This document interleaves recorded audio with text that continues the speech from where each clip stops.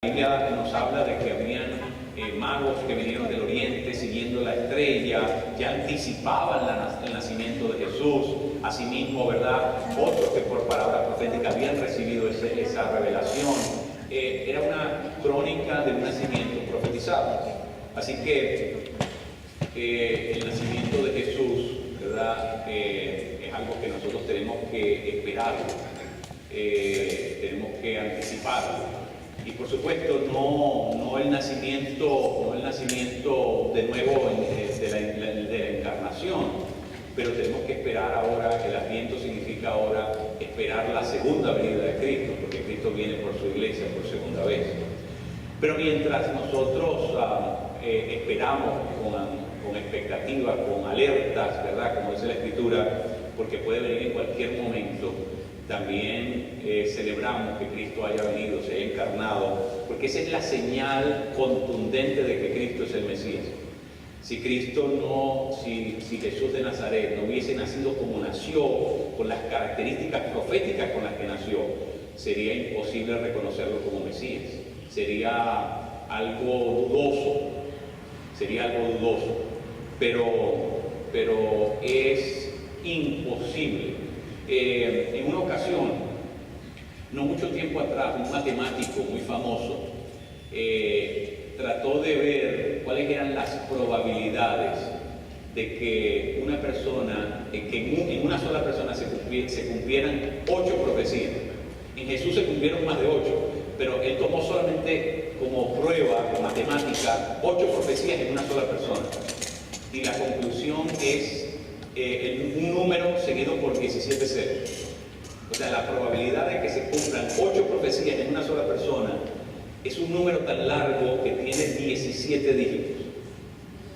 Es matemáticamente imposible que todas las profecías se cumplieran, todas las profecías que anunciaban el Mesías se cumplieran en una sola persona. Y eso es lo maravilloso del nacimiento de Jesús.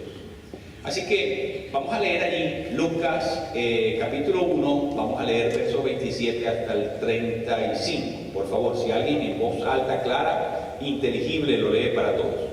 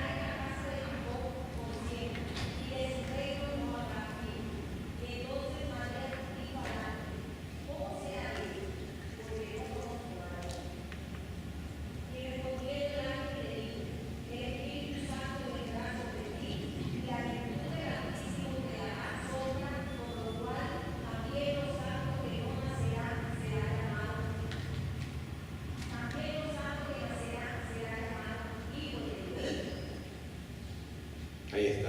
Gracias, Gloria. Amén. Este texto es lindo.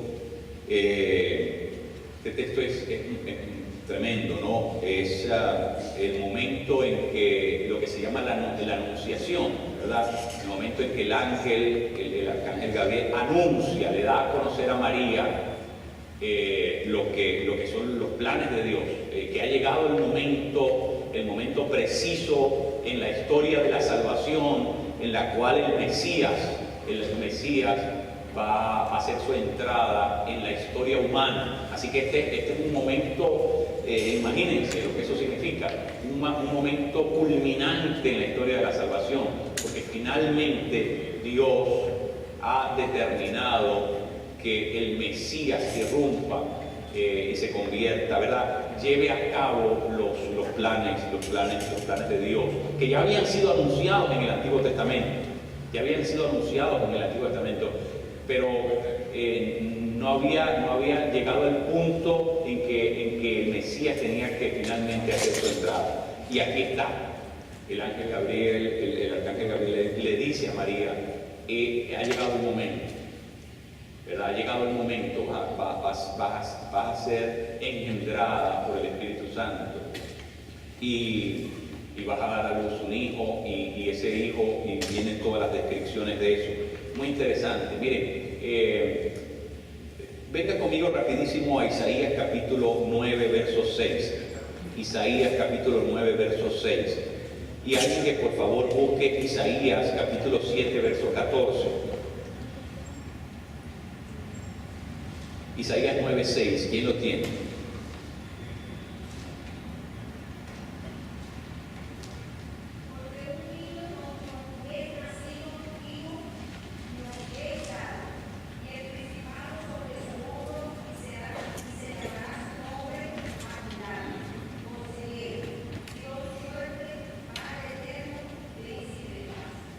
Ahí está. ¿Qué dice Isaías 7, 14?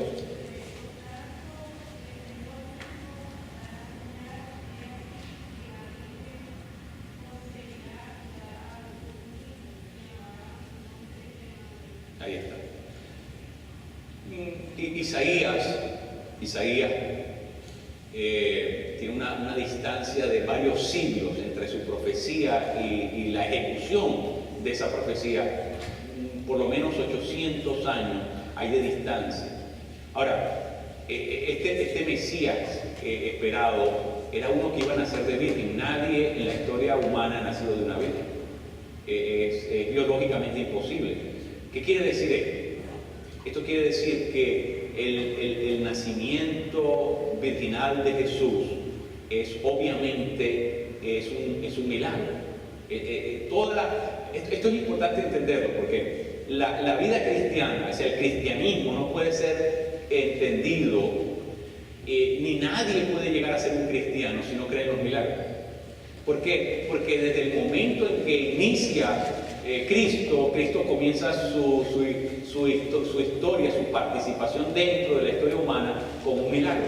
Así que quien no cree en los milagros no puede ser cristiano. ¿Por qué? Porque es que hay algo sobrenatural, ¿verdad? Dios hace su entrada en la historia de manera sobrenatural, porque Él es Dios. Si solamente podemos creer las cosas que nuestros sentidos registran, no necesitamos ser cristianos. Si solamente creemos en el mundo natural, en el mundo de lo analizable, de lo científicamente comprobable, si solamente creemos en eso, lo que nos dicen los sentidos y lo que los sentidos pueden ratificar, confirmar, entonces no necesitamos ser creyentes.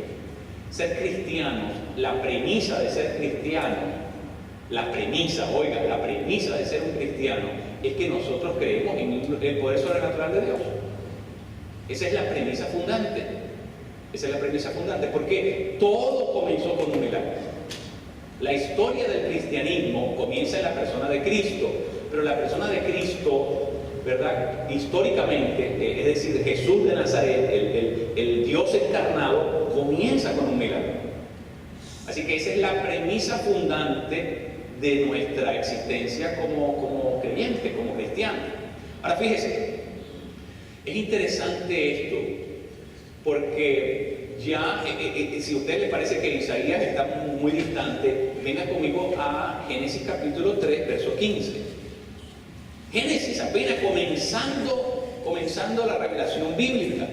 Mire, Génesis, ¿verdad?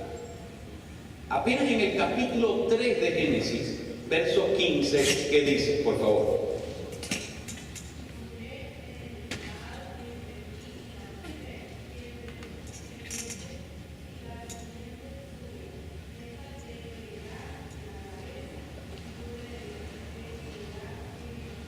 Ahí está. Esto es la sentencia que Dios le da a la serpiente antigua, después de que llevó, tentó y hizo pecar a Adán y Eva, ¿verdad?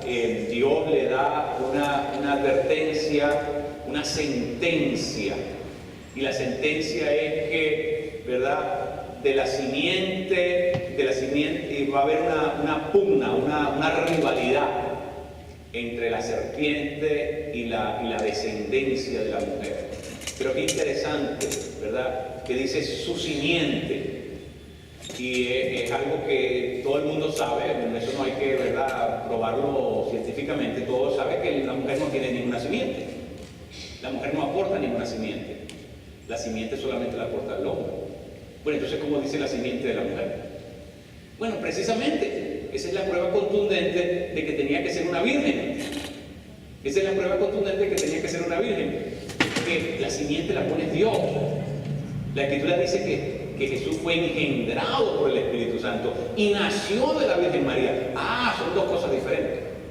¿Ve? Para que la mujer pudiera tener simiente, la simiente la tenía que poner Dios de manera sobrenatural. Y eso es exactamente lo que nosotros vemos cumplir en la persona de María. Eso es lo que vemos cumplir en la persona de María. Es el Espíritu Santo que la engendra. El Espíritu de Dios la engendra. Y por eso María es el vehículo histórico que Dios utiliza para hacer cumplir sus planes y para que Jesús, ¿verdad?, Emmanuel, Dios con nosotros, el encarnado, entre en la historia humana y pueda participar de la historia humana y pueda llevar a feliz término el plan de la redención. Pero tenía que nacer de esta manera. Ahora, hay una discusión, hay un personaje muy conocido aquí en los Estados Unidos llamado Bob Bell, que el hombre habla de que, bueno, qué importancia tiene si Jesús nacía de una virgen o nacía de una mujer como cualquier otra, ¿no? Que ya no era virgen. Si Jesús no hubiese nacido de la virgen, entonces no es el Mesías. Tan simple como eso. Porque la manera en que nosotros podemos reconocer que Jesús era verídica, fehacientemente el Mesías, es que había nacido una virgen. Porque solamente una persona en la historia de la humanidad, antes y después, nadie jamás puede nacer de una virgen. Es imposible, es imposible. Si usted escucha decir que, ¿verdad?, se embarazó y eso es cuento chino, eso solamente pasó en la persona de Cristo, porque solamente una vez puede pasar eso. Solamente una vez. ¿Por qué? Porque Dios hizo su intervención de manera sobrenatural y porque de esa manera Jesús no tenía pecado. ¿Ve? Porque Jesús no tenía simiente humana. Por eso Jesús, al venir a la historia humana, no entró con el pecado de Adán. Por eso es que la Biblia habla de Adán, del primer Adán, y habla del segundo Adán. Pero la diferencia entre uno y otro es que el Adán pecó y su simiente, ¿verdad? Su simiente lo que hacía era reproducir esa enfermedad del pecado, más no así con Jesús. ¿Por qué? Porque Jesús no tenía simiente humana. La simiente de Jesús era divina y por lo tanto no tenía pecado. Jesús fue concebido sin pecado, nació sin pecado. El pecado no era parte de la naturaleza de Jesús y por lo tanto la única manera de que eso podía pasar era en cumplimiento de lo que vemos en Génesis y lo que luego Isaías nos revela diciéndonos que la Virgen dará a luz un hijo. Qué interesante, ¿verdad? Porque proféticamente todas estas cosas tenían que pasar de esta manera. Ahora, los judíos obviamente el día de hoy no entienden, no interpretan estos textos de la misma manera que nosotros los entendemos. Bueno, nosotros sabemos que nosotros los podemos entender e interpretar de esta manera porque Dios nos ha dado por su Espíritu, ¿verdad? Nos ha dado una revelación que solamente viene de parte del Espíritu de Dios y nosotros sabemos por lo que dice la Escritura en segunda carta a los Corintios que hasta el día de hoy los judíos al leer la Escritura tienen un velo, no pueden reconocer quién es el Mesías, no pueden ver, no pueden alcanzar a ver, es decir, están obnubilados, están impedidos de poder entender lo que la Escritura habla. Ahora, para nosotros está muy claro, todas estas profecías tienen que ver con el Mesías y la única persona que se pueden cumplir es en el Jesús histórico, el Jesús de Nazaret, Jesús el que nació de la Virgen María. Ahora, Miren qué interesante. María halla gracia en los ojos de Dios, el Señor la escoge, ¿verdad? Porque sin duda se trataba de una joven mujer que había consagrado su vida, que tenía una devoción especial para Dios, que se había apartado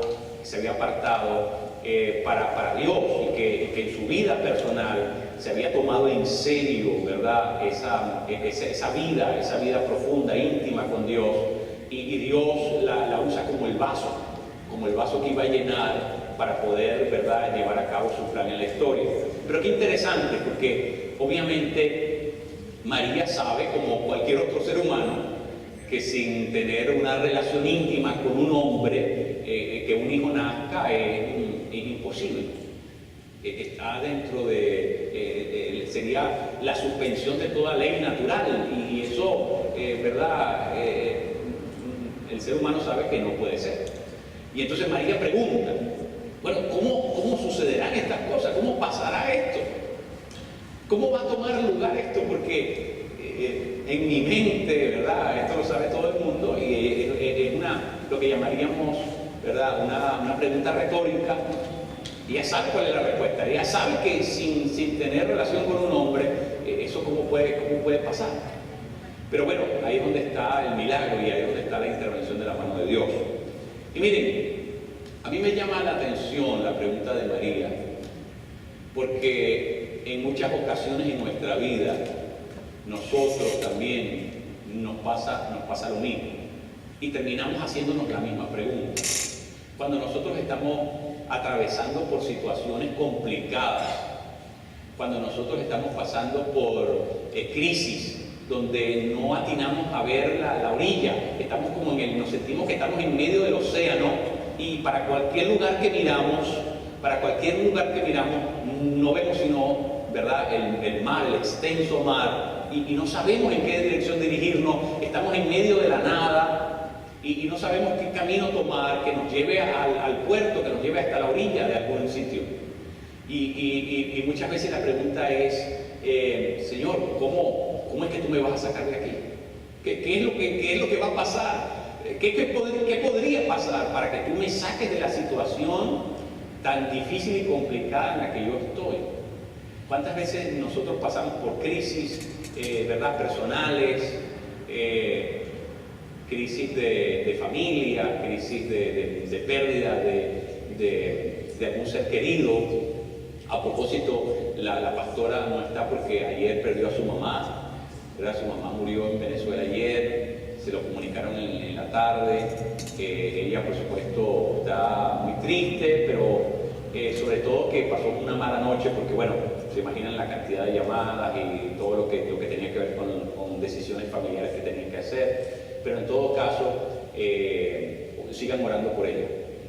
Pero lo que les quiero decir es que hay momentos en la vida en que no contamos con una brújula, nos sentimos que en realidad la vida se nos ha venido encima, nos está aplastando, no atinamos la salida, no alcanzamos a ver por dónde tirarnos, cuál es el camino, y por supuesto dilatamos la decisión, no porque no querramos tomar una decisión, es que no sabemos qué hacer en medio de la situación. Usted no se ha sentido así con esa impotencia de no saber qué hacer, porque la crisis es tan aguda, es tan complicada, que no tiene una salida fácil, que no tiene una salida obvia. Y entonces en esos momentos de angustia, en esos momentos de crisis, entonces uno termina preguntándose lo mismo que se preguntó María. Bueno, Señor, ¿y esto cómo va a pasar? ¿Cómo es que tú me vas a sacar de esto? Porque yo humanamente no veo cómo es que va a pasar esto. ¿Sabe qué? Eso es lo maravilloso de Dios. Que Dios sí tiene la respuesta a lo imposible. El Dios de las Escrituras, el Dios de la Biblia, es el Dios de lo imposible. Mire, tú sabes que yo siempre pienso en esto. Que a Dios, como Él es el Dios de lo imposible, cuando nosotros solamente en nuestra mente humana, solamente creemos en cosas posibles, solamente pedimos por cosas posibles, yo creo que Dios el Dios de lo imposible se siente ofendido. Porque es como que alguien sea un gran chef que puede cocinar las cosas más complicadas y más, ¿verdad?, más sabrosas, que requieren y esa persona tiene la habilidad para eso, pero solamente le pidan hacer cosas muy, muy simples, como hacer un pan de peanut butter, ¿verdad? Entonces, la única orden que le ponen es, bueno, hazme un sándwich de peanut butter. Eso te lo puede hacer a tu mamá con la mano izquierda. Es decir, un sándwich de peanut butter lo puede hacer cualquiera. No necesitas un chef para eso. No necesitas un chef que se graduó en el Cordon Bleu de París para que te haga un sándwich de peanut butter. ¿Sí me entiendes lo que estoy diciendo? Bueno, muchas veces Dios se siente así, que solamente le estamos pidiendo hacer un sándwich de peanut butter. Él es el Dios de lo imposible. El Dios que no tiene límite. Y nuestra mente humana, limitada, escasa, solamente alcanza a pensar que bueno, ¿sabe por qué? Porque eso subestima a Dios. Muchas veces nosotros subestimamos a Dios por la cosa tan pequeña que le pedimos. Y Dios dice, pero ¿cuándo se le va a ocurrir a entender que yo soy el Dios poderoso? El Dios que no tengo límite, el Dios que puedo hacer cualquier cosa, que nada es demasiado grande para mí. ¿Ve? Entonces, claro, si nosotros mantenemos esa mentalidad escasa, esa mentalidad limitada, y perdónenme, pero le estamos dando un trato equivocado a Dios. Le estamos dando un trato equivocado a Dios.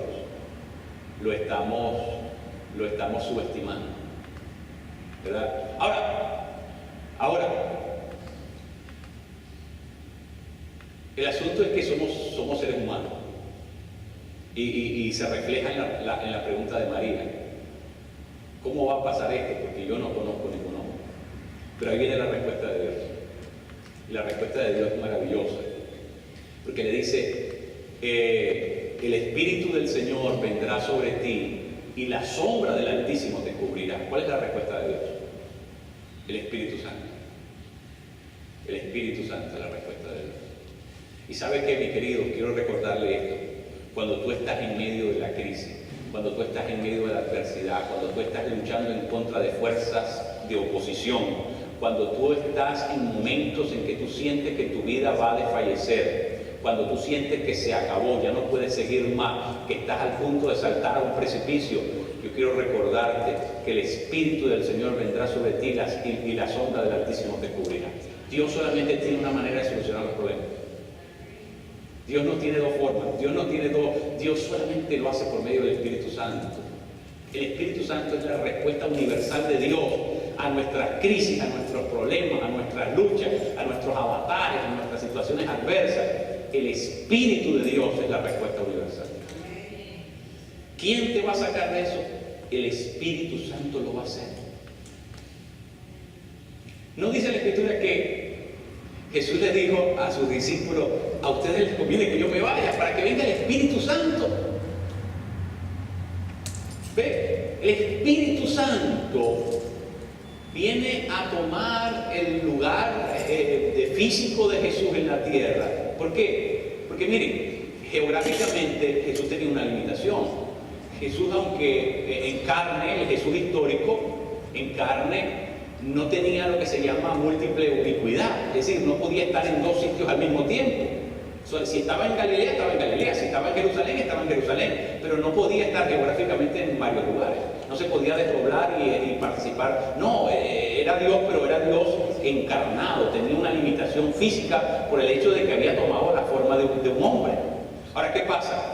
Cuando el Espíritu Santo viene y él dice, les conviene que yo me vaya, porque cuando venga el Espíritu de Dios va a encargarse de hacer lo que geográficamente yo estoy limitado de hacer. Y lo que pasa es que cuando el Espíritu Santo viene sobre la iglesia, ¿verdad? Y el Espíritu Santo comienza a ministrar, no importa dónde estemos, bajo qué circunstancias estemos, en qué lugar geográfico nos encontremos, más allá del tiempo y el espacio, el Espíritu Santo puede manifestarse de forma maravillosa. ¿Qué quiere decir eso? Quiere decir eso, que nosotros tenemos acceso, ¿verdad? Acceso permanente, constante, ininterrumpido a la intervención sobrenatural de Dios. ¿Sí me entienden? Eso es importante. Eso es importante entender. Miren, le doy un ejemplo. Cuando María y Marta ven a Jesús venir y a Lázaro ya lo habían enterrado, ¿verdad? ¿Qué es la actitud de ella? Bueno, ya no se puede hacer nada. Porque cuando se podía hacer algo, ¿verdad? Ya no se hizo. Para los judíos, cuando una persona tenía más de 3 días de haber sido enterrado, ya no se podía. En la ley levítica, tocar un cuerpo muerto que había pasado demasiado tiempo era una cosa, ¿verdad? Era corrupción, era algo que no estaba prescrito. No se concebía esa posibilidad. Bueno, Lázaro no solamente tenía 3 días, tenía 4.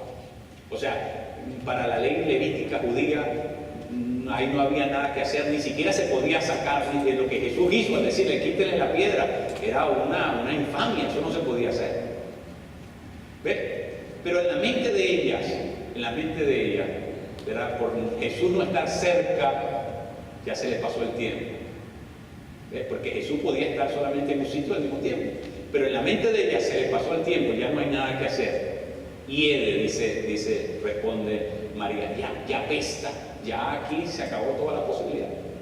Pero bueno, lo interesante es que cuando Jesús llega, ya el tiempo y el espacio no es un límite. Para Dios no es un límite.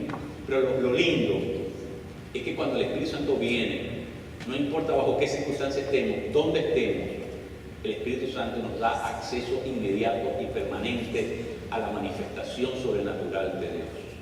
Eso es lo que tenemos que entender. Entonces, el Espíritu del Señor vendrá sobre ti, la sombra del Altísimo te cubrirá. ¿Cuál es la respuesta de Dios a las situaciones imposibles? El Espíritu Santo. Esa es la respuesta de Dios a las situaciones imposibles. Ahora miren lo que voy a decir. Esto es muy importante que nosotros podamos entender esta parte. Miren, cuando nosotros entendemos la manera en que Dios actúa por medio de su Espíritu y que no hay nada imposible para el Espíritu Santo, que no hay nada imposible para el Espíritu Santo. Cuando nosotros entendemos eso, nosotros comenzamos a tener una comprensión diferente de las cosas como Dios las hace. Nosotros tenemos que estamos acostumbrados al mundo de la materia, estamos acostumbrados al mundo de lo inmanente, de lo que tocamos, de lo que vemos, de lo que registramos por nuestros sentidos, y nosotros no podemos concebir que ciertas cosas pasen ¿verdad? De esa manera, no lo podemos entender, no nos cabe en la mente de que eso pueda pasar. Pero ¿qué dice la Escritura del Espíritu Santo? El Espíritu Santo, ¿verdad? Como el viento, hace las cosas a su manera. El Espíritu de Dios no tiene límite. El Espíritu de Dios no está sujeto a geografía. El Espíritu de Dios puede trabajar aquí y puede trabajar a la distancia. El Espíritu de Dios lo llena todo, está en todas partes, es omnipresente y es omnipotente. Y por lo tanto, mi querido, Dios no es que Dios no va a llegar tarde a tu vida. Jesús llegó tarde a resucitar a Lázaro, pero lo que quiere decir que el Espíritu Santo sea el que esté en control ahora. ¿Sabes lo que quiere decir? Que Dios nunca va a llegar tarde a tu vida. La posibilidad de que Dios llegue tarde está anulada por completo, porque ya Jesús no tiene que caminar de Galilea a Betania, donde vivía Lázaro. Ya no tiene que pegarse un camino de 3 días y medio. ¿Ves? Ya Dios no va a llegar nunca tarde. Lo que quiere decir esto, lo que quiere decir el milagro del nacimiento de Jesús, ¿verdad? Por obra maravillosa del Espíritu Santo, es que está garantizado que no importa la situación que tengas, que no importa lo grave que sea, que no importa el lugar donde estés, que no importa la circunstancia, Dios te va a dar acceso a la manifestación sobrenatural de su poder. Eso es lo que tenemos que entender. Ya no hay límites, porque no necesitamos esperar que Jesús se mueva de un lugar a otro. El Espíritu Santo ya está aquí. ya el Espíritu Santo está en nosotros. Es decir, esa es la razón por la que Jesús dice lo que dice. Es que ahora, desde donde estemos, el poder de Dios se manifiesta. Miren, en el Antiguo Testamento, la presencia de Dios solamente estaba en el arca del pacto. Solamente en el arca del pacto residía la presencia de Dios. Así que estaba estáticamente en un sitio nada más, ¿verdad? Y si alguien quería tener un encuentro con la presencia de Dios, ¿verdad? Tenía que irse a ese lugar específico, porque solamente allí residía permanentemente la presencia de Dios. Cuando Jesús de Nazaret llega, Él es el lugar donde reside físicamente la presencia de Dios. Y donde quiera que Jesús se movía, la presencia real de Dios estaba allí. Pero lo lindo del Espíritu Santo es que la presencia real de Dios está en todas partes. La presencia del Espíritu Santo está en todas partes. Dios nos ha dado acceso total. En Hebreos, en el capítulo 4, dice: entren con confianza al trono de la gloria, de la gracia. ¿Cómo podemos nosotros entrar con confianza a algo que es espiritual? Algo que pareciera que no tuviéramos acceso. Imagínense, si es prácticamente imposible entrar a la oficina oval, imagínense entrar al trono de la gracia. Por favor. Si es complicadísimo entrar ahí donde se sienta el presidente de los Estados Unidos, imagínense entrar, tener acceso al trono de la gracia, delante del cual, en verdad, se sienta el Dios que hizo los cielos y la tierra. Pero ¿sabe lo que dice la Escritura? Por causa del Espíritu Santo, por obra del Espíritu Santo, tú y yo tenemos acceso directo. Y no solamente tenemos acceso directo, la palabra en hebreo dice: entren pues con confianza. O sea, que ni siquiera tienes que protocolizar, ni siquiera tienes que armar todo un, ¿verdad? Hacer una cita, pernoctar. No tienes que ir por nada de eso. Dice: entra con confianza. En otras palabras, tienes acceso directo. Tienes acceso directo. Yo lo que quiero es que nosotros entendamos lo siguiente. La fe cristiana comienza con un milagro. La fe cristiana comienza con un milagro. Nosotros tenemos que aprender una cosa importante. Y es que los milagros son la actividad sobrenatural de Dios para nosotros. Pero para Él es la actividad natural. Lo que para nosotros es sobrenatural, para Dios es natural. Es decir, esto es lo que Dios hace. Si tú no puedes creer en la acción sobrenatural de Dios, no puedes ser cristiano. De hecho, no necesitas ser cristiano, porque si tu mundo solamente percibe y espera que las cosas pasen dentro del plano de lo temporal, lo natural, lo humano, lo terrenal, pues entonces ese es todo lo que tú puedes alcanzar a creer. Pero si tú quieres ser cristiano, consistentemente cristiano, si tú quieres ser consistentemente cristiano y tú no crees en la intervención sobrenatural, tú no puedes creer que Dios no tiene límites, que para Él no existe lo imposible, entonces hay un serio problema. Porque todo comenzó con un milagro. Y lo cual quiere decir es que eso que nosotros llamamos milagroso, la suspensión de las leyes naturales, eso que nosotros llamamos milagroso, para Dios es lo natural, es lo que Él hace. Para eso es que necesitamos a Dios. Tú no necesitas a Dios para hacer un sándwich de peanut butter, ¿verdad que no? No necesitamos a Dios para eso, pero necesitamos a Dios para que Él pueda resolver cosas que ya se nos salieron de nuestras manos. Cuando nos dan un diagnóstico médico y nos dicen: Señor, mire, ya aquí no se puede hacer nada, hay metástasis, se salió de las manos esto está en nivel 5, ya no hay nada que hacer. ¿Sabe qué? Ahí la única persona que puede actuar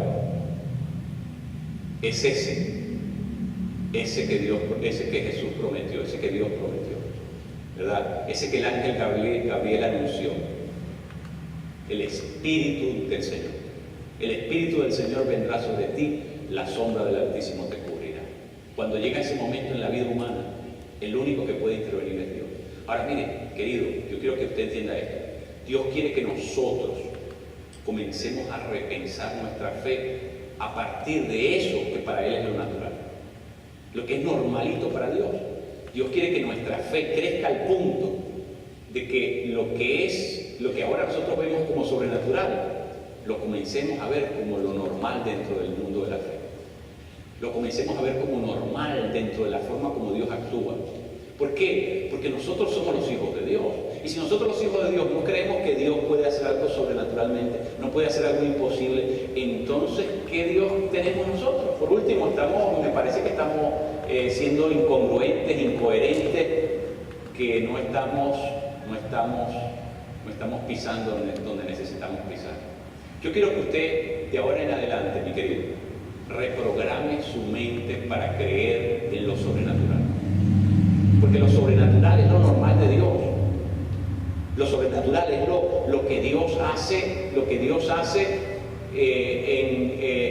cotidianamente. No es lo que Dios hace, no, lo sobrenatural es lo que Dios hace cotidianamente. Y muchas veces nosotros limitamos con nuestra fe el poder de Dios. O mejor dicho, limitamos con nuestra falta de fe el poder de Dios. Ahora,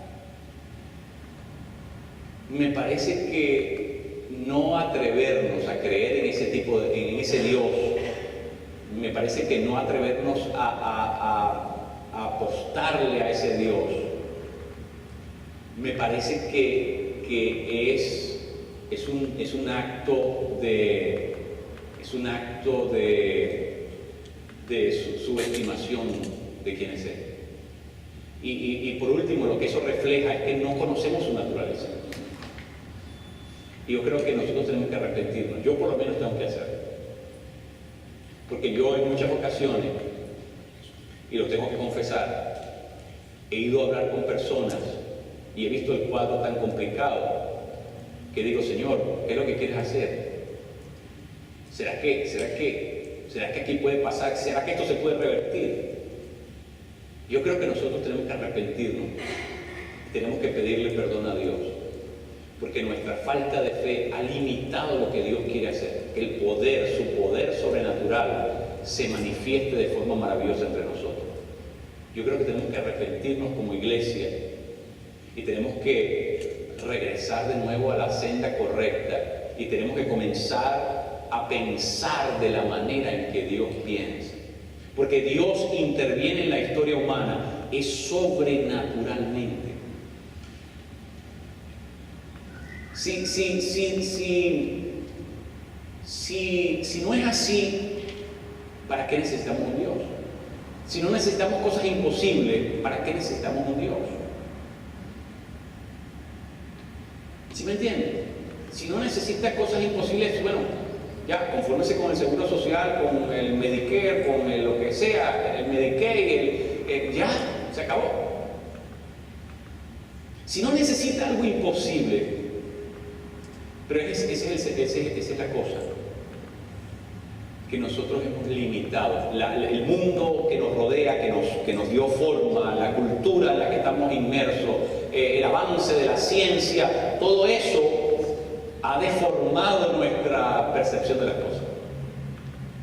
Y casi cuando hablamos de milagros nos parece que estamos hablando de ciencia ficción. Cuando hablamos de los milagros nos parece que estamos hablando de películas de ciencia ficción, como que, bueno, es algo que se piensa pero que en realidad no existe.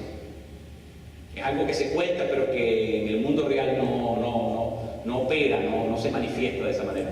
¿Sabe qué? Yo por lo menos